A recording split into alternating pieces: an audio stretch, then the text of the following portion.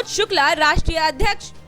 पंडित दीनदयाल उपाध्याय स्मृति संस्थान ने दिल्ली के उच्च न्यायालय के समक्ष जनहित याचिका दायर की है और दिल्ली के प्रवासी निर्माण श्रमिकों के लिए राहत की मांग की है और 3000 करोड़ रुपए के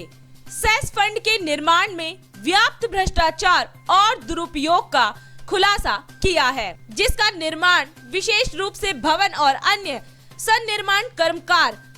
कल्याण अधिनियम 1996 के तहत निर्माण श्रमिकों के लिए किया गया है। जनहित याचिका पर आज न्यायमूर्ति विपिन सांघी, न्यायमूर्ति रजनीश भटनागर की खंडपीठ ने सुनवाई की। ऑर्गेनाइजेशन की ओर से सुप्रीम कोर्ट के अधिवक्ता Siddharth Luthra, Yogesh Pachauri advocate, R Balaji advocate और नचिकेत जोशी सलाहकार प्रकट हुए। वरिष्ठ अधिवक्ता सिद्धार्थ लूथरा ने इस मामले पर जोरदार बहस की और न्यायालय के संज्ञान में लाया कि कुछ भ्रामक दस्तावेजों को याचिका के साथ संलग्न किया गया है, जिससे पता चलता है कि दिल्ली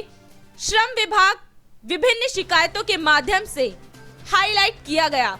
जिनसे कुछ को एफआईआर के रूप में दर्ज किया गया है, लेकिन दिल्ली सरकार द्वारा कोई प्रयास नहीं किया गया है और कल्याण बोर्ड दुराचार और दुर्भावना के इन कृत्यों को देखने के लिए वरिष्ठ अधिवक्ता सिद्धार्थ लूथरा ने आगे बताया कि जहां भी जांच हुई है, उन्होंने दिल्ली सरकार के वकील के रूप में कोई बयान नहीं दिया है। न्यायालय के समक्ष स्वीकार किया कि आज तक कोई आरोप पत्र दाखिल नहीं किया गया है। इसके अलावा लूथरा ने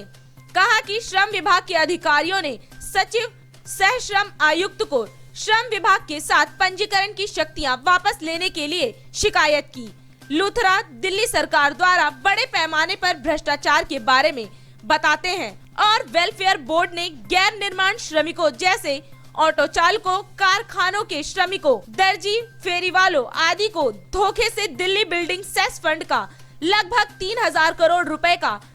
गलत उपयोग करने में हाथ बटाया। तर्क के दौरान दिल्ली सरकार के वकील याचिकाकर्ता के स्थान पर आपत्ति की, लेकिन न्यायालय ने याचिका में उजागर चिंता की सराहना की। वरिष्ठ अधिवक्ता सिद्धार्थ लूथरा द्वारा रिकॉर्ड पर रखे गए दस्तावेजों के अवलोकन के बाद न्यायालय ने एंटी करप्शन ब्यूरो को एक आवश्यक पक्ष के रूप में माना, क्योंकि एसीबी के पास कई शिकायतें लंबित हैं और तदनुसार न्यायालय दिल्ली की अदालत ने सुनवाई की अगली तारीख यानी 2 जुलाई 2020 से पहले दिल्ली सरकार, Delhi building and construction welfare board, CAG और एसीबी को नोटिस जारी किया है। ये है डीआईडी में खबरें अब तक, इंतजार कीजिए शाम तक।